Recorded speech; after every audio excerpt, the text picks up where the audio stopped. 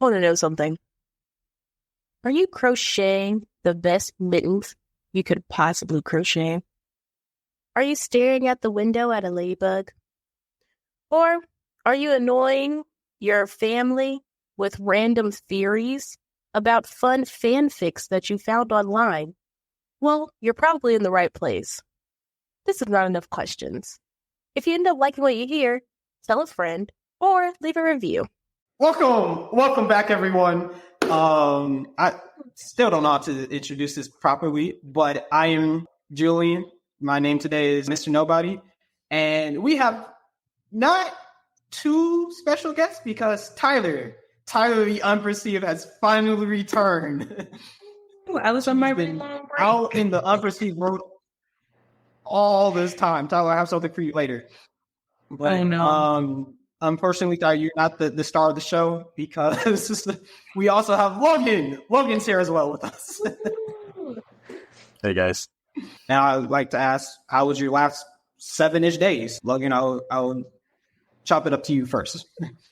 Yeah, shoot, man. The last 7 days has been a struggle.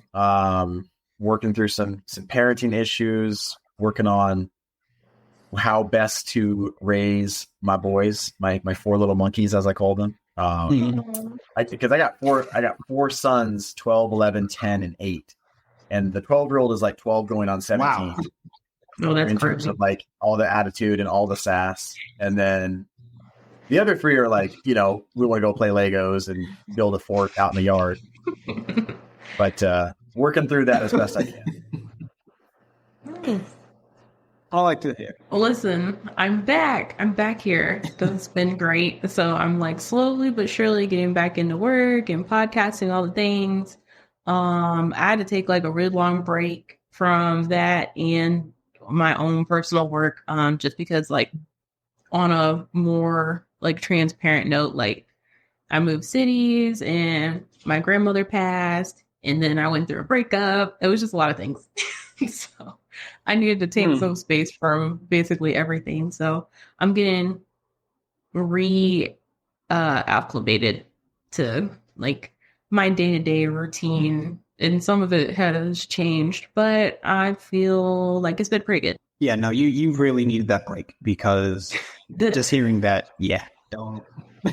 I'm like every week, last month was just.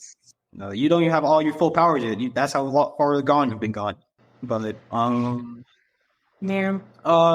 My last 7-ish weeks. Let's see. I first want to say thank you, Raheem. This is actually something I forgot in the last. But thank you for doing the podcast edit with us. I can't wait to see you back in the future. See you back in the future. I like to see you. I look forward to seeing you in the future. That's what I was trying to say. Other than that, what else? Again, pay attention to these episodes. We're gonna have an announcement at the very end of this. Anything else? Oh wait, my last 7-ish days. What did I leave off on? I had to replace my car battery. I think I mentioned that. Yeah, no, that I had to spend $2,000 to get my car back. It was not well. Talking to someone, that's going well. And made all my deadlines with. Oh, that's what I was doing. I was in the forest and I had to work. Within 2 weeks, I worked 95 hours in those 2 weeks. So I'm getting a lot of overtime or extra time, something. But yeah, that's just the summer. September has been a lot for me. But yeah, no, that's just been the gist of my 7-ish days from what I can remember. It's always nice when we get to be amongst the trees. Oh, absolutely. But I guess we should at least get started with the question. Tyler, do you remember the question? I'm pretty sure I do. I'm just sad. I'm sad because I don't have my banners, but it's okay. I'm going to have my banners in the next episode. I know it. I believe in us. Yes. But I'm pretty sure our question is, what are 3 positive things about you and 3 negative things about you? That is That is it. That is it right there. So, Logan, I'll let you start off either if you want to do the positive or negative first. Be your guest. We'll so 3 of each. all share at some point in time. Mm-hmm. Okay. Do how you want it. Do how you want it. Okay. So full disclosure, I chose the questions I chose because they seemed like they were good questions that fit with my mission of, why I am putting myself out there on Instagram and podcasts and stuff. But I did want to, I didn't want to just come on with like a script of like exactly how I'm going to answer these questions. So, if it sounds like I'm not very polished, it's because I'm not in regards to these questions. So 3 positives about me. Number 1, I care very deeply for other people and other people's feelings. Okay, my purpose is not to like with everyone, I'm going to show you also a negative, but I guess with this one, it can be. The dark side of that, I call it the dark side of empathy is I mean, people talk about people pleasing. It can be that to an extreme, which in and of itself, of course, if I'm being unhealthy could lead to manipulation, right? And all these kinds of things. So I care very deeply for other people and I don't want to see people hurting. That's a good thing. But I can also really struggle with like overthinking and overanalyzing every little thing. Like you talk about, I send a text and I see that you read it, or you see the little ellipses, and I will spend like 2 hours thinking about that if I'm not sure. Yeah, that's me. I get it though. Another positive about me is I do take ownership of my crap, of which I have a lot. I have a ton of baggage, and I definitely have negative tendencies for sure.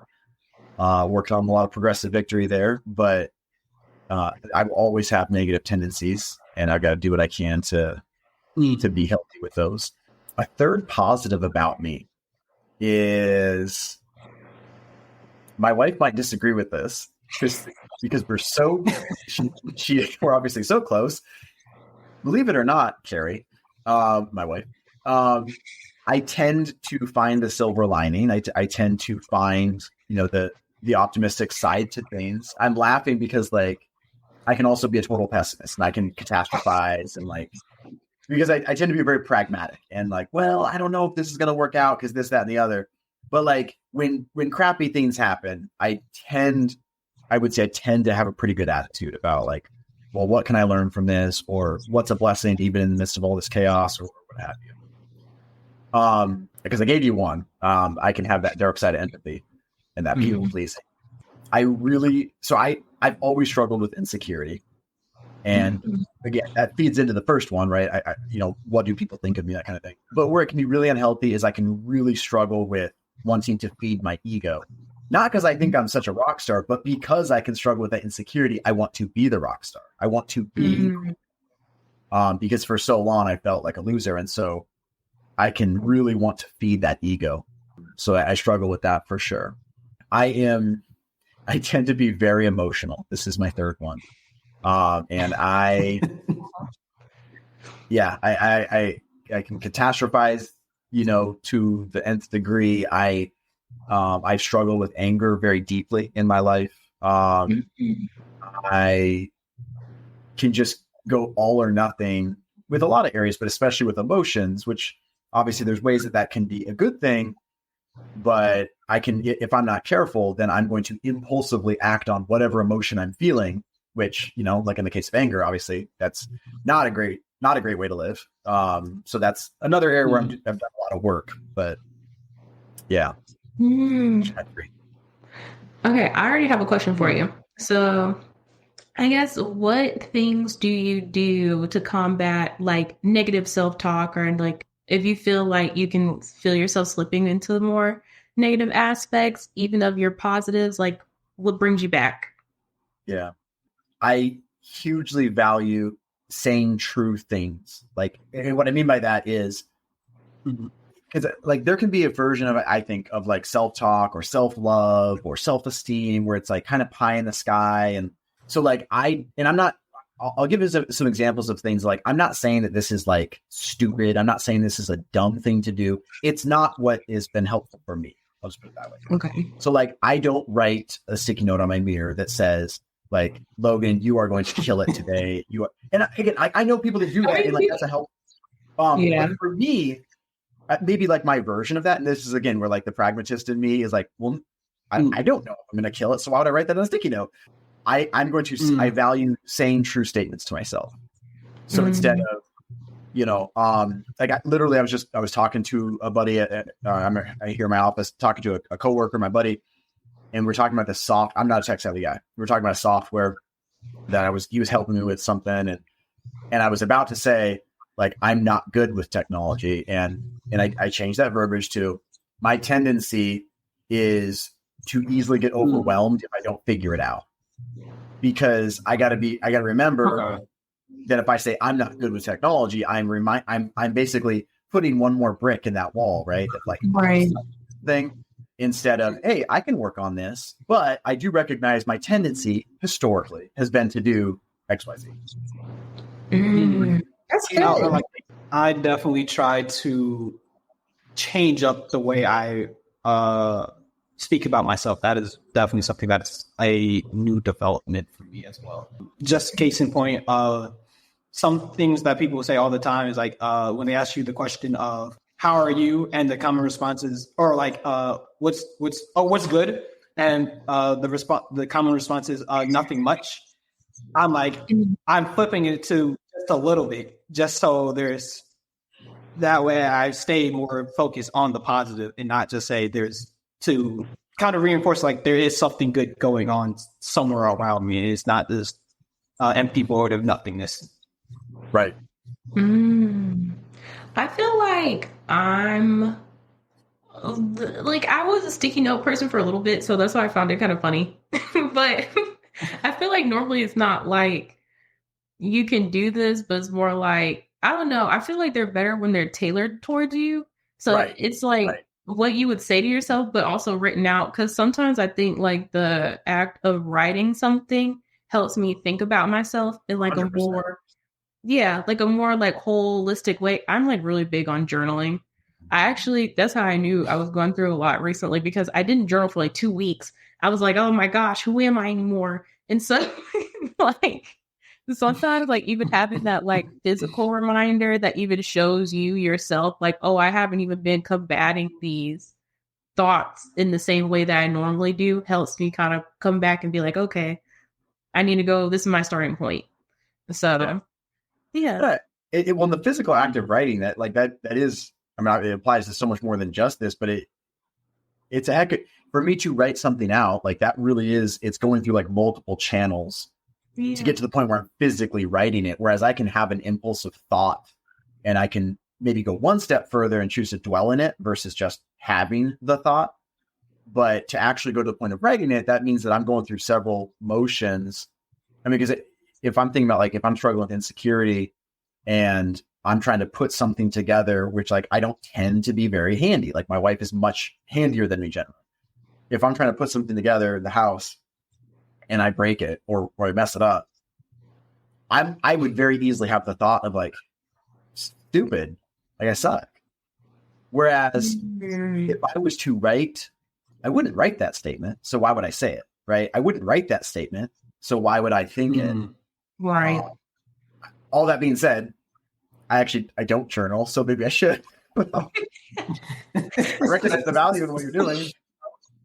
I encourage everybody to journal. I'm like a journal fanatic. So no, I'm exactly the same way in a sense, because of the fact that for the past couple years, actually, I challenged myself to remember the day prior. So I would write down like what did I do the next day, and just due to my situation that's been going on for quite some time now, actually, I realized there's like months that I just haven't wrote anything down, and in my mind I was thinking like there was a lot going on at that time, but there's a part of me that's like, I just don't want to remember this anymore. Which I don't know how I'm going to tie that into like me, like a negative trait of mine, but if it's negative, positive, but that I will literally just try to not think about. I'm not gonna say terrible situations, but unfavorable situations. There's a point in time where I'm like, I just don't want to think about this anymore. And even though it's not helpful, that is something that I will do. I'm like, all right, this will help me remember it. I'm not doing that. Yeah. Well, I mean, I kind of get like noticing stuff about yourself that's just kind of like not helpful to you. I think that's kind of how we recognize our most negative traits too. Like how you're, I don't know if I want to say like sacrificing yourself, but like, I don't know. It's like betraying yourself is normally how, like, I think they normally talk about it. When I see like psychologists posts and things like that, like I'm very into like the self help, self discovery, self growth, things like that. So I'd say that's my one. I would say that's one of my positive traits because like I'm constantly trying to figure out how to be better than yesterday for me though. But I think in turn that always helps you be better to others, and because the most important relationship is yourself. So that's like, that's why I guess it's always interesting to me how people kind of go back to self and like what self-care looks like to you, like things like that. So yeah, but I could also say two more positives. Not find out. Okay. Yeah, I still have to say my positives too, but yeah, go right ahead. I know. Okay. So my other two positives, I feel like I could talk with anybody about anything when it comes to like their emotional landscape. I love learning about people. And I think I call it a positive because I enjoy when people feel heard, because I've had issues in the past where I didn't feel heard or understood and things like that. So it always feeds me being able to like be that person for somebody in my life. So I would say that's another positive. And then my last positive, oh my goodness. All right. It's like a lot of pressure. It's like so funny. Now I'm like blanking. My last positive is I feel like I have a pretty good attitude, like demeanor and stuff. Because I had one compliment. I actually really liked it from my last job, where the girl who worked like at the front desk, like our receptionist, she was like, "Wow, I'm really gonna miss you because you're just such like a bright light. Like I just love talking to you every day." So I'm like, I love that. Like I think I bring good energy to like any space that I'm in. So I'll say that's like my last one. Okay. You both said something that I'm like, I could relate to, and I'm trying to remember exactly what it was that it was, because I even though I knew this question, we knew this question for about a couple months now, I still have not really thought about it. I actively try not to do it, but I know a positive is that I would definitely be there for the ones that I care for. Just giving them a voice. Not well. I say it all the time. I was like, I'm all ears all day, every day. It doesn't matter if you think you're talking my ear off. You're not. I actually want to be there for you. So I would definitely say that's one of my positives. Did I give another positive, or do I still have my two positives? I think you have one more. Wait, what was the first positive you said? See, that's what I was wondering. I'm not sure if I said anything else, but I tried to listen. I consider this a positive of me being positive and negative actually. I'm hard headed. That's scary. I'm hard headed, and the reason why I say it's both positive and negative, and I was trying not to do this.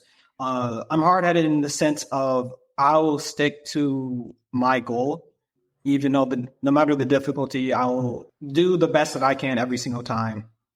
No matter the difficulty, but also being hard headed in the sense, I think we've talked about this before. There are some things that you can tell me and it just won't process to do at that moment in time. Simple case in point. I still have an Instapot that my friends got me. Maybe used it maybe once, and I'm still struggling to make food on a consistent basis, even though that tool is right there for me just to use, but it just has not happened yet. Oh my gosh. No, I remember this in one of our other episodes. I was asking him if he uses temperatures, and he was like, "No, I just cook things." And I was like, "Why would you do that?" Like, oh my gosh. This is true. I've been caught in some type of K. Logan, do you have anything else to add to your positive, negative traits or anything? Because I have a lot more questions. No, I mean, one thing about me is this is a negative is I can always talk. So I'm gonna stay shut up for right now. Look, feel free. You do not have to stay silent. But what is this other question? Oh, this is a therapy question. Tyler, that's right. I've been in therapy. I'm not sure if I told you this therapy before, question. but a therapy question. This is the one. This is like a homework assignment that I got, and it's how do you think you come off to others? That is with it being a whole positive thing. I'm like, so how do you think you come off to others? I guess I'm cheating because it was my homework assignment that I asked some friends to do, but. Oh my gosh. How do I think? Because I know, How do you come off to others, like to the ones around you? I think I come across to a lot of people as, I feel like this is a really lazy word generally, but nice, as very nice. So maybe kind would be a better word. Empathetic, not empathetic. Like as I said it out loud, I was like, kind of sounds like I'm saying empathetic. But like very kind, empathetic, and humble. And if that sounds ridiculous, like as a ridiculous way to describe yourself, like maybe it is. But I do think, just judging kind of how other people have said things, that because like when I've shared my story, as we can get into, like when I share my story, like why I'm here, right, and like why I'm talking, people are generally very, very surprised, and they're like, because they'll say things like, "Oh my gosh, like you just seem like the nicest person. Like I would never thought that you were this type of thing." And but also like people that know me the best, my wife, maybe as coworkers, I can also be very selfish. I can be very immature when it comes to joking, and it's kind of some main character syndrome sometimes. And like I can be very obnoxious at times, as part of that too. So also some positives and some negatives. I think all of that soup is how people that know me would describe me. I love how you tied in the main question too. That was good. I feel like normally when you say how you come off to people, you normally give your best traits. And so I thought it was kind of like refreshing hearing you and feeling like, there's like this side. Because there's the person that people see, and there's the person that like, only the people who are really close to you kind of get to see. And so I think that like the duality of our impressions and like how people see us is very interesting. So yeah. I was gonna say, well, kind of tying into your point and Logan's point is because how I think I come off to people is not reserved. What really did like just a mysterious figure for the most part. That's what I think. But kind of aloof. But when you that's actually the exact word someone told me, that I'm very aloof. Oh, what? And the same person even said that I come off. It depends on who you are to me, because I was very surprised when my brother said that I came off as, well, protective one, but also intimidating just a little bit. And I had to think about like, why would you think that? And then I had to think back into our past history. It's like, oh yeah, I guess I was not bullying you in a sense, but I was definitely a scary figure growing up. And that's not the best way to explain it, but that's just how it's coming off right now. Just growing up with me and my brother, that I would be like somewhat demanding because he wasn't doing something that I thought he should be doing. So I could easily see him coming to that conclusion. And I'm like, oh yeah, no, that is from your perspective and your history. I'm like, yeah, I can see how I can come off that way. Yeah. Interesting. I feel like I'm constantly like fighting against my self-image a lot of times. I have like a really weird relationship with how people perceive me and how I would like to be perceived. So I know that normally I come off very like timid and agreeable and like nice and things of that nature, which is like none of those things are inherently that bad. But I also think maybe because I'm also like a woman, I feel like sometimes that also brings that negative connotation where people automatically think like I'm a pushover and like, oh, you're not going to have a lot of opinions about things. Like I've gotten comments like that before, which is kind of like, it's always weird to me because the people who know me, they're like, you're hard-headed. And just, like, they're like, I do not know you to be unopinionated. Right. It's like very funny.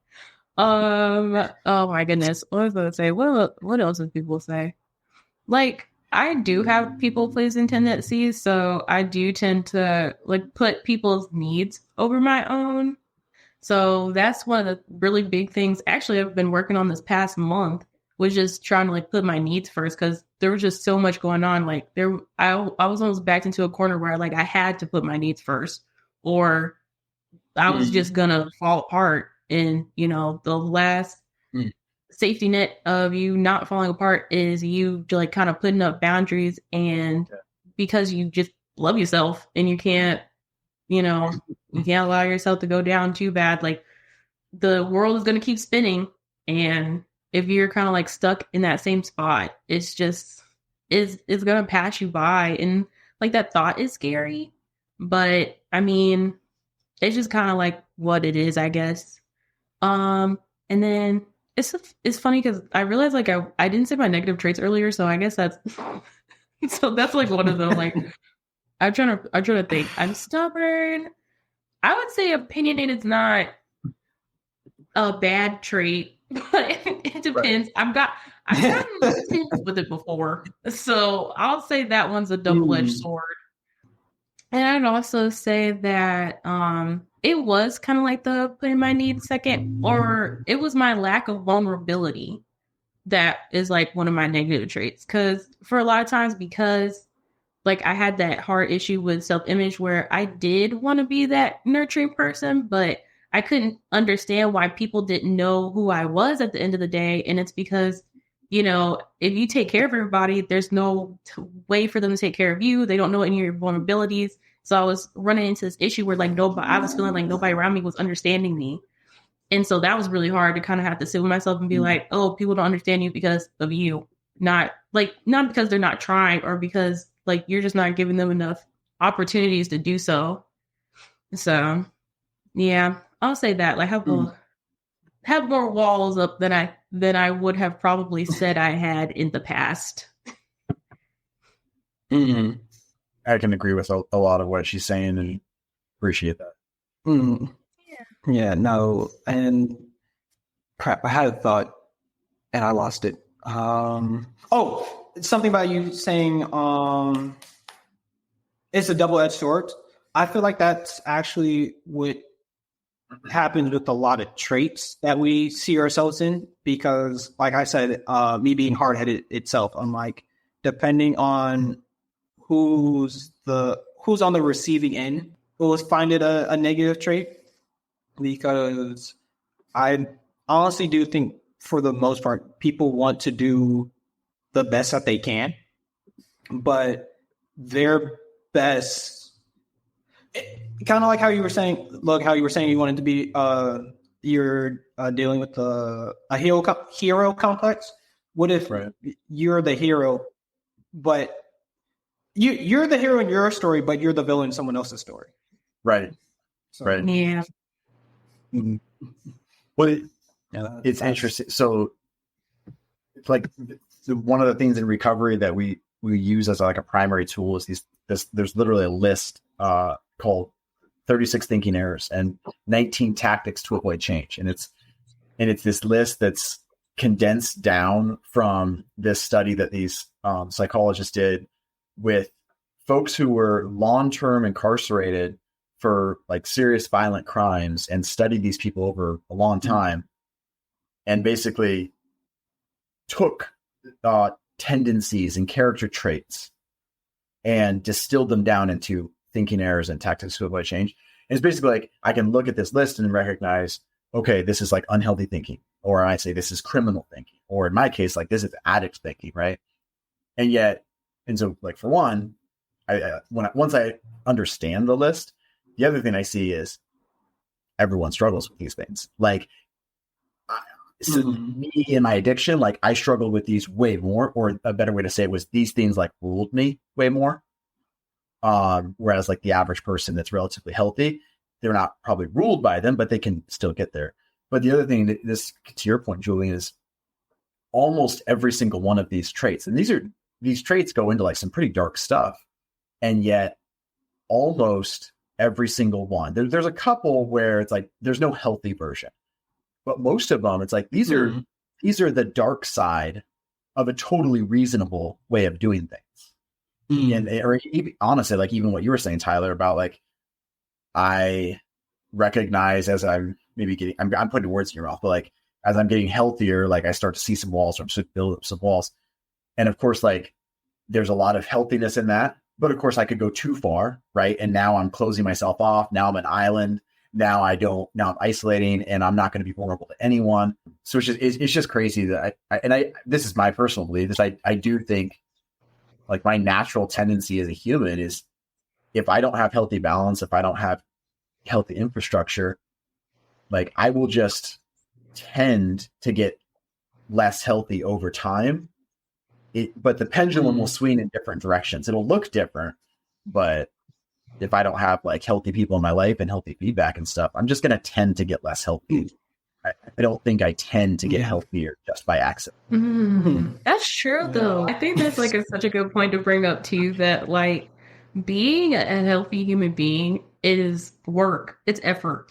And like, and not only just like, oh, I did it once and I worked on it. It's like constantly, like even stuff where I'll have to even now be like, oh, I'm putting a wall up. Why am I putting a wall up? Like, there's no reason to do that. Or why am I like overthinking? Because that was like a big thing about it. Like when you're a person, at least for me, because I'm like a caring person. I like to give, but then like you overgive. And then that can have its own negative things where like now you've built up like a weird resentment that has nothing to do with the person that's done for you or anything like that. It's just the fact that you gave more than you realized you were giving. And that's your own problem for the most part. Like there is some degree of like, they let you overgive, but then there's also like, you have to recognize yourself and be like, you also didn't have to do those things. So I think like, even like I had friends who, when I got to college, I hadn't even thought about the fact that I was needed to work on my people pleasing tendencies or anything like that. But they had gotten to the certain point where they're like, oh, I think I'm like trauma dumping on you. Like two of my friends said that to me. They were like, I think I'm trauma dumping on you. I think I need to stop doing that as much. And I want to make sure I'm being a better friend to you. And it was so weird to me because I was like, what are you talking about? Like, I'm totally fine. Like, I love hearing like what's going on in y'all's lives. But then I realized what it was that I'm so used to not creating spaces in friendships where I can also tell them what's going on with me, that I didn't realize that they were just telling me everything. And like they recognized it was unhealthy before I did. And so I appreciate the fact that I have people in my life who are working on themselves so much that it's helping me grow. And so you kind of have to like meet each other. And that's a really cool thing to like kind of see in your relationships. Yeah. That sparked two ideas in my head. First, I want to get back to Logan's point about too much. I was thinking too much of anything is could be bad. Like a saying is, "An apple a day keeps a doctor away," right? But just a random fact. I think it was like if you eat 1,000, mind you, this is a really absurd number, but if you like eat 1,000 apples in like an hour or something, it would actually kill you because of the sulfur from the apple skin and everything. But going back to your point, Tyler, I also think that's also one of my negative tendencies is that I stay in situations way longer than I need to be. And that's due to the fact that I think I see the good or I see like the positive outcome of things. And it's just, I'm like, if I just do this one extra thing or do this another thing or do this other thing, I can, because I never try to get people to change their mind per se, but get them to realize to like, all right, this is a problem. This is something like but at a point is like, you can only point out something so many times before it's like, okay, what are you doing here? Because if someone wanted to see it, they would see it at some point. So I think that's another. I stick around way longer than than I need to. And then with all this is I don't know how this question is going to come off, but another question that I thought of that I kind of was scrolling through Instagram and everything is how, I don't know how to put this completely. Let's actually let me read it and see. There's two. Do you want to go into the future? Or do you want to go into the past? Because there's two scenarios that I have for which direction you want to go. You asking me? Yeah, just what? Because let's go I have two extra questions. Let's go to the past. Let's go to the past. All right, cool. Let's go to the past. And is there what lesson or words of wisdom would you give your past self? So I get asked this question a lot because I'll approach it kind of from different angles. Basically, what I never ever try to do in this imaginary scenario is I don't try to imagine like what words of wisdom could I say that would get old Logan to not make the stupid, hurtful, destructive choices.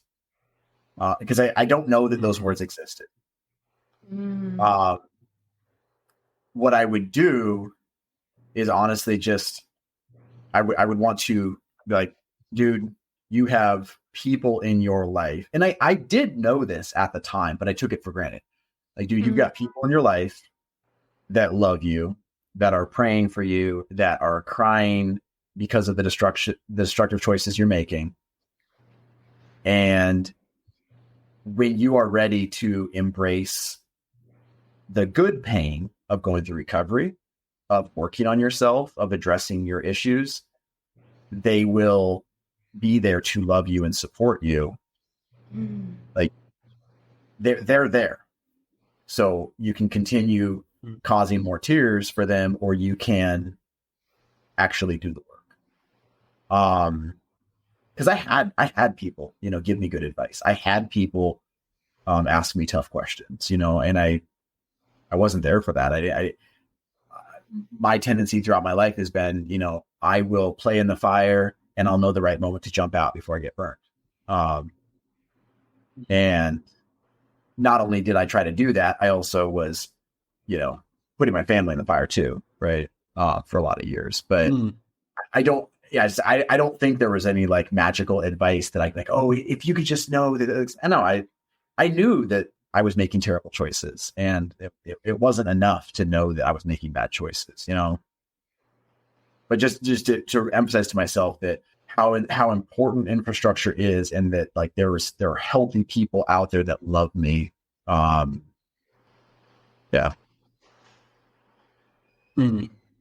That's good. I like that. Did we ever ask you how you got past that? Like how you got what what was like the thing that made you change then with all this negativity that you surrounded you? And so like obviously, you know, I've talked with you guys offline about a little bit of my story and stuff like that, but I mean, just like the super 30,000 foot view is, for years I had a sexual addiction where I was not only addicted to pornography, but this also got to the point where I was having sexual affairs with other women. I was hiring prostitutes, phone sex. I mean, it was, and this was almost all while I'm married and as a dad. Like it started before then, but most of the darkest years of my life was, I'm coming home to a beautiful wife that loves me and that's doing everything she can to be a great wife. I'm coming home to beautiful baby boys, and I'm coming home to like all these reminders of why I shouldn't be doing the things that I'm doing. And yet, you know, and I had other addictions, I had other stuff going on, but like that was the primary thing was, I had trained myself to essentially, I use this word, I don't shy away from it. I trained myself to be a predator. I wasn't on a list, you know, but I was somebody who did whatever I could to take whatever I could take from basically every woman in my path.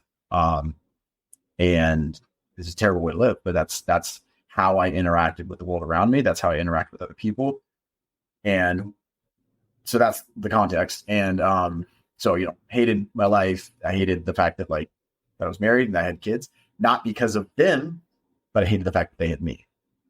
Because I've always valued family. I've always valued fatherhood and valued relationships. And so like the fact that I'm this terrible monster of a person and these kids have me as their dad, I wanted nothing more than to not exist. You know, the fact that I watched my wife be everything she could be to be the best wife possible, and she got stuck with me. I wanted to just, you know, I was like, God, just kill me. Like, because I hated that was my life, that was their life. So living in that really, really dark place, but not feeling like I knew, I didn't know how to do things differently.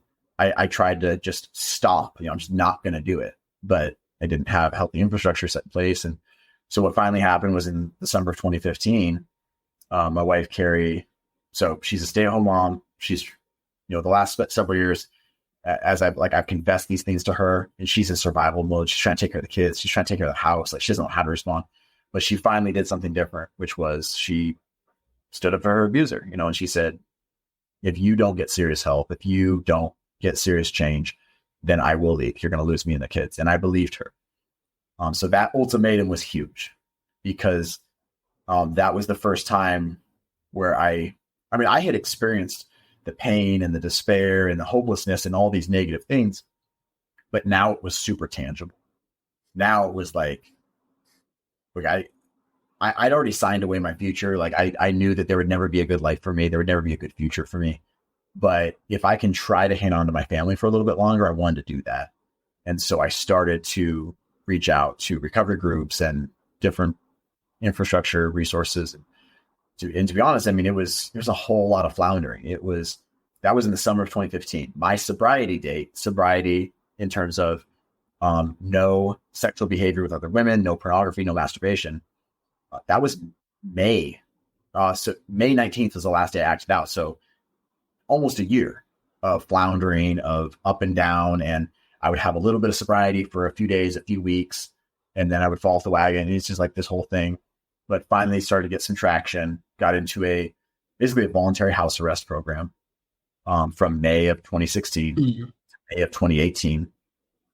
And my wife got into sexual betrayal trauma healing. Shortly after I got into recovery, she got into her betrayal trauma recovery. And recovery's never left our life. So I now lead men struggling with sexual addiction. She leads a group for women struggling or that have been hurt by betrayal trauma. And this is a giant part of our lives. I have a question for you, actually. Yeah. Do you feel like that negative self-talk aspect is what drove because addiction's one of those things where they say it's always a disease. It's gonna.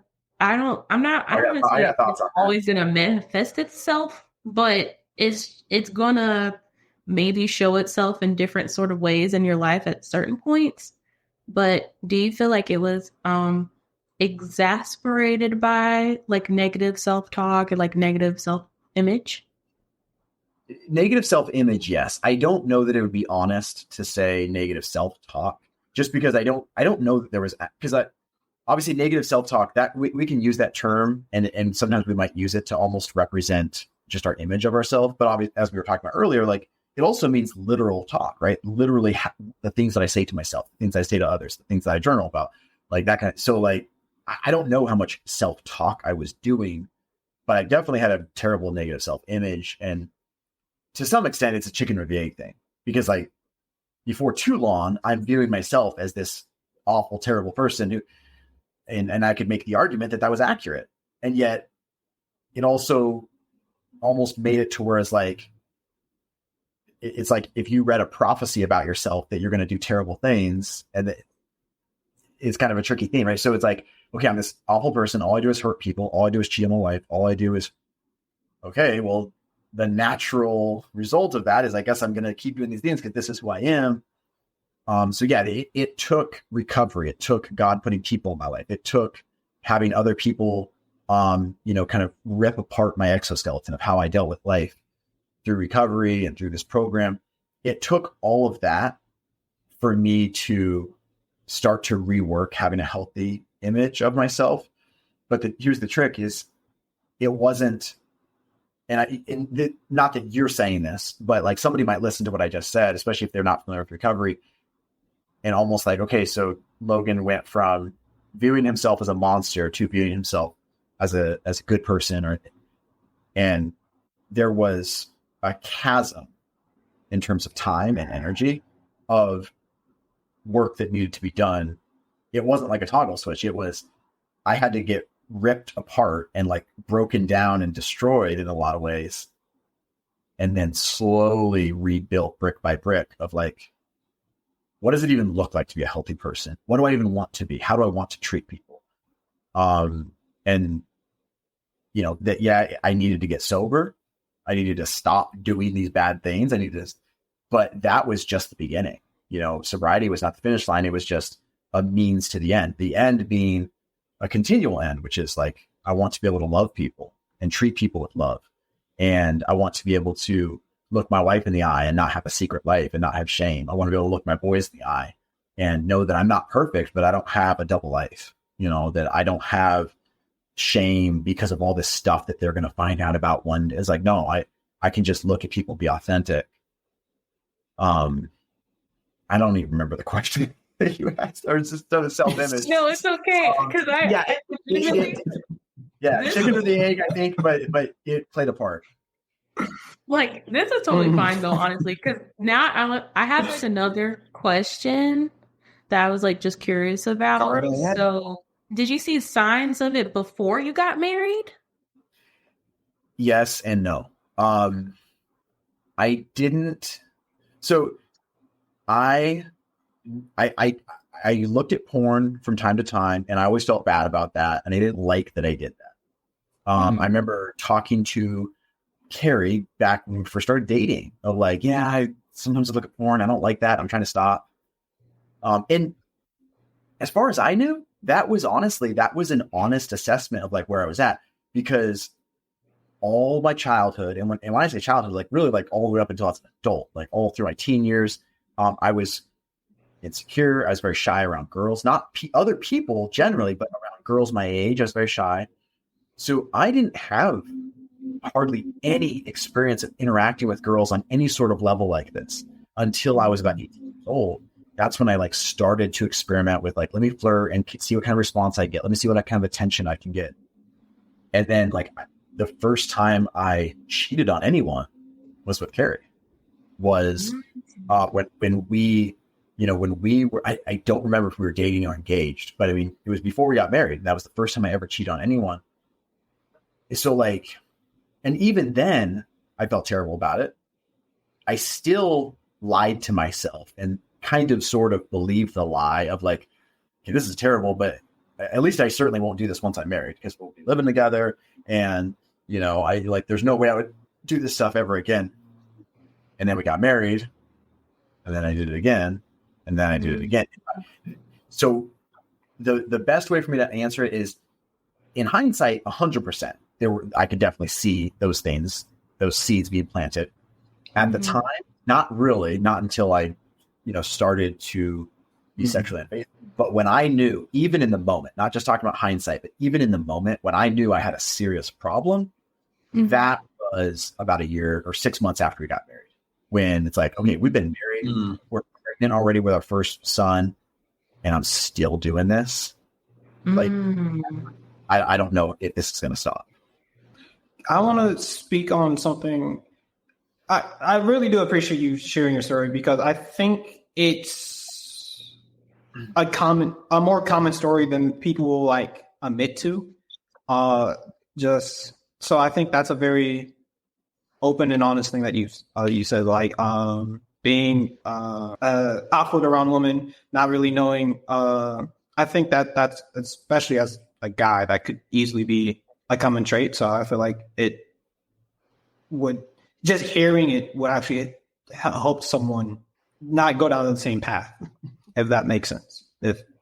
Because you were clearly saying like it's clearly wrong, but it took time, time and an ultimatum for you to really change your ways. So maybe it will help someone to say, it's like, all right, I see the beginning stages of this. Let me stop it. Let me nip it in the bud before it gets worse.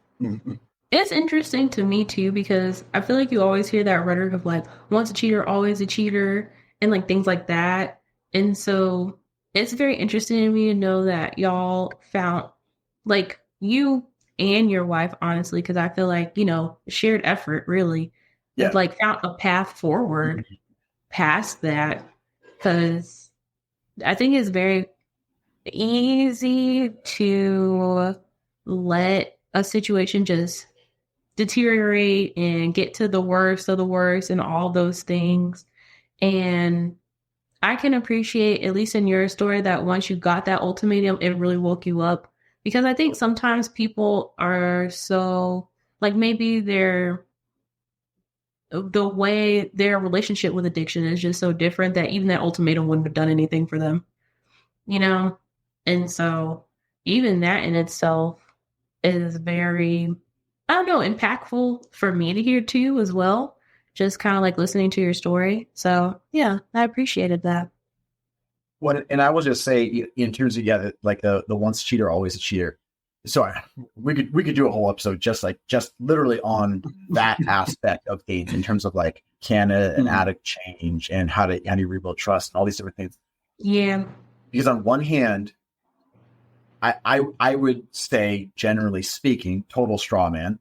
But like, if somebody is saying once a cheater, always a cheater, they're probably saying that from a bit of an unhealthy perspective, you know, whether that's because they've been hurt, and so it's kind of lashing out. I've definitely seen a lot of that. Carrie's seen a lot of that. I think there's some truth to that. But there's also a lot of truth to that statement of once cheater, always cheater. So like, you know, when we hear the term recidivism rate, we think of, you know, somebody going back to prison, right? But that term, in terms of addiction, I think it's a good way to look at it, is like, okay, you know, somebody gets into a program, they get some sobriety. What are the odds of them going back to that old life? I'm not going to throw a bunch of numbers at you, primarily, I mean, partially because I don't know. I know some numbers, but I don't know all the numbers, but also just like, numbers are relative. But I will tell you, if you look at the recidivism rate of addiction in general, of somebody going back to their addiction, in any addiction, it's depressing, it's scary. And I don't say this lightly, what I'm about to say, but I mean it. Like, if somebody's in a serious relationship with somebody who has an addiction, it's probably one of the biggest, maybe the biggest red flag, you know, of anything. Because the odds of that person going back to their addiction, or a different destructive addiction, the odds are very high. Mm-hmm. Now, we could use the term addiction to describe different things. Like I could say I have a phone addiction and I just can't stay off my phone. And that's a real thing. Like there truly is, like there's dopamine hits. But the destructive fallout from that is likely to be less than if I have a cocaine addiction, right? But if we're talking about like a destructive addiction that has harmed people physically, whether it's a substance abuse, sexual addiction, anything, the odds of that person going back to that addiction is really, really high, even if they've got 6 months, a year of sobriety. And I say a lot to say this, like the number that you generally see talking to sexual addiction therapists. I have a lot of experience with myself and with other people, but also just people that have more experience than I do, people that have studied this stuff for a living. It's 3 to 6 years of active recovery before that person is unlikely. Like it would be surprising if they went back to addiction. So unless I've been in recovery and healthy living for 3 to 6 years, I am likely to go back to my addiction. And I will tell you, just from my own experience, that feels about right, because like it took about 2 years almost before I remember having the thought, this is emotional, this is feelings, but still, like I remember having the thought of like, I don't think I have to go back to porn. I don't think I ever have to look at porn again. I don't think I have to ever have an affair again. This was like, I was almost graduated from my program before I could finally even think those statements and honestly be like, I think those statements are true. I think I believe those statements. So on one hand, yeah, like it totally is not always the case that once a cheater, always cheater, but the statistics would bear out. Yeah, if somebody has been unfaithful multiple times, they probably will continue to do that. Okay, I have a question for you. This is probably gonna be our last one because we're getting close to the end here. Do you feel like if someone is going to enter a relationship with someone who is recovering from addiction, that they should wait that 3-year to 6-year period to even be in a relationship with them? I'll put it this way. So I have a sister who is single, and if she were to, and I don't have like a big controlling, like, let me vet all your boyfriends, but like if she were to be like, hey, here's this dude, and like, you know, we're pretty close. If he was less than 2 years away from any addiction, for whatever my advice is worth, and she does, you know, she puts some weight in that, I would very strongly counsel her away from having a serious relationship with that person. 100%. And you, 2 years, 100%. And I guess it would be a case by case basis. Like, I'll tell you, this is a specific, like, tangible thing that I would want to know. So that hopefully this could be actionable for anyone listening or for it. I would definitely want to know, like, how far removed is this person from their addiction, right? In terms of number of years. But sobriety, like I alluded to earlier, sobriety itself is not the finish line. Sobriety is just a number, right? It's a way that I can quantify how long I've been a different person. But it doesn't necessarily mean that I've been a healthy person for that amount of time. There's the term dry drunk, you know, to describe somebody that's not an alcoholic. They're not drinking anymore, but they've not worked on the unhealthy tendencies and stuff, you know, within themselves that might have caused them to drink in the first place. And so they're a dry drunk. Right. That same thing happens with sexual addiction, with any addiction. So I would want to know, first and foremost, yes, how far removed are they? But I'd also want to know, like, well, what has their process been? Like, have they been through a rigorous recovery program where they've worked on their crap? You know, they've worked through their stuff. They've gone through inventory and amends. It doesn't have to be a 12-step program, but like, have they gone through a rigorous program? Are they still involved in recovery? It doesn't have to mean that they're going to 1 or 2 meetings a week, but like, this is one specific thing that I personally, to put it back myself and away from this imaginary boyfriend of my sister's, I would personally, I have multiple guys in my life that know all my stuff, that ask me questions at any given time. And I respect them enough. I put a lot of weight into what they say, and I will answer any question they have for me. I've got 2 guys specifically that we're in a group chat every single day about just life stuff. There's multiple guys that know my things, but like that's never going to go away. I will never not have people, at least 1 or 2, that know all my stuff.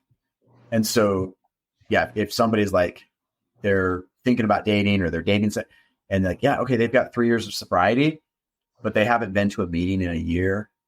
They don't have sort of regular interaction with people that are from a recovery structure or a therapist or something like that. That would be a big red flag to me. Well, thank you. I honestly, that's information that I personally would not have gotten any other way. And so I would hope that it would help another listener who might be like experiencing this or is wanting to be in a relationship with somebody who is going through recovery.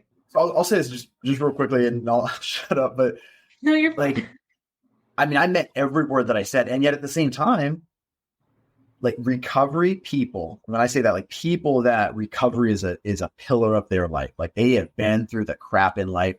They've been through a lot of healing too. Yeah. Those are truly I would say generally, those are the healthiest, most enjoyable people to spend time with because they're authentic. They recognize the blessings in life. Those are incredible people to spend time with. So, the idea of like, again, like going back to my sister, I'll pick on her.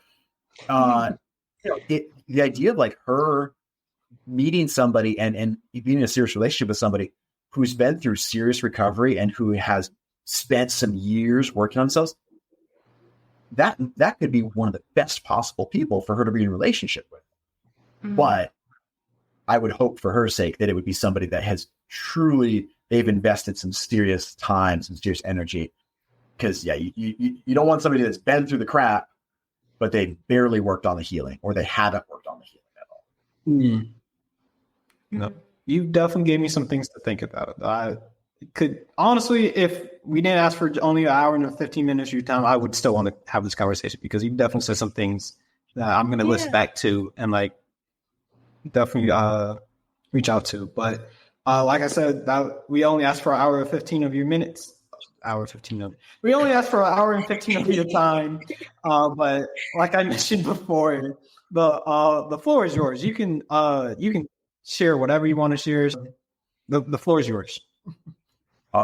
I appreciate it. I'll be pretty skinny on this. I mean, it truly, the reason why, you guys and I first sat down virtually and talked a couple months ago, the reason why we're talking right now, the reason why I didn't have an Instagram account until this year, the reason why I'm on Instagram is specifically and only because I know what it is like to live in like the darkest of darkness, to be trapped in this cave of addiction, to feel hopeless and to hate my life. And I know what it is to experience the healing, and the restoration of a life, of a marriage, of a family.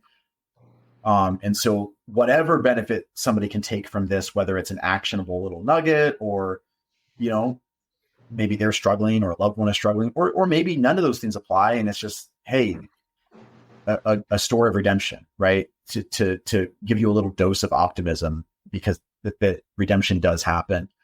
I just want to put it out there. I'm not here to preach at anyone. I'm a Christian. So I 100%, I give all glory to God for him giving me, and my family, like this grace and this blessing to be able to experience this. And if anybody, wants to hear more about this, about my story, about recovery tools, specific, actionable, hey, what does it look like to live inside the mind of an addict? What does it look like to use recovery tools? What things do I need to watch out for? Betrayal trauma, all of this stuff related to sexual addiction and recovery. Give me a follow on Instagram. That's the best way to get in contact with me or to see more content at No Longer in Bondage. You can search for Logan Hufford. I think I'm the first one to come up. It's not that color name, but No Longer in Bondage is my handle, and it's periods in between the words. No Longer in Bondage. And that when like I said, I never had Instagram before, but like when I was planning out, because I started going on podcasts first, and I didn't have a social media for this, and And everyone's like, well, where do they find you? And I don't do this for a business. There's no like, I'm not funneling people to, sell anything, but I decided to do an Instagram just so that people could have, a landing page, so to speak. But that's been a beautiful thing. It's been incredible the way that, God's opened doors through Instagram with people all over the world. I mean, like the first 2 people to message me that I didn't know were from London and Florida. And the third dude was from Africa, like literally all across the globe. And yet all 3 of these people are like, dude, I've been in those shoes. Or in some cases, like I'm in those shoes and I didn't think other people struggled with it. And then here's the crazy thing is one of the last people that's reached out is actually somebody who lives in Alaska, who I've actually met before. We weren't friends. We didn't really know each other, but he followed me on Instagram and didn't know any of this stuff. And then he's like, dude, and he shared his story with me. And like, so I had met him before, but he would not have reached out. We would not have interacted if it weren't for Instagram. And so it's like, it's been a beautiful thing just to try to share this light. And as I always put it, it's like, just to show other people that there is a way out of the cave, that they're not alone. But there's a way out. They don't have to stay trapped. Say it one more time. Yep. So my Instagram handle is at no longer in bondage. So no.longer.in.bondage. And again, if you search on Instagram for Logan Hufford, I think I'm the first one to come up. Yeah, I'll definitely have put that in the description. So if anyone ever sees this, they have that direct access to you. For that is definitely going to be there. But thank you so much. I don't have any expectations for these episodes, but I really appreciate you sharing. Before I'll let you get out of here and we, end things, I just need to do, the thing, and that's it. But I also say, with tying it with everything in, anyone who listens to this, can you please fill out the audience survey that's also going to be in the description, and listen to the outro. We're switching it up now that it's the middle of the season. Oh, that's something I forgot. Wow. It's the middle of the season, and we're about to do a scavenger hunt for everything. That is actually something we forgot about. No. I would have had a banner for it. That's why you forgot. It's okay. Yeah, no. But yeah, scavenger hunt, audience survey, outro. Here's the thing. It actually comes from Charlemagne the God from the Breakfast Club, which I find kind of fitting with the topic that we talked about and what history I know that people have with him. But the quote is, give yourself the love you want others to give you. Yeah. That's it. So with that all said, don't forget to ask yourself, ask others, and never stop asking questions. See you. Bye. If you enjoyed the episode, there are a couple of different ways to support our show. Leaving a review, following us on Twitter, Instagram, or YouTube, or even becoming a supporter on Patreon for $2 or $5 a month. There, you'll have access to never-before-released visual episodes, funny bloopers, polls, and you can even pose a question. The links can be found in the description. The easiest way to support us is by telling a friend. Thanks for listening.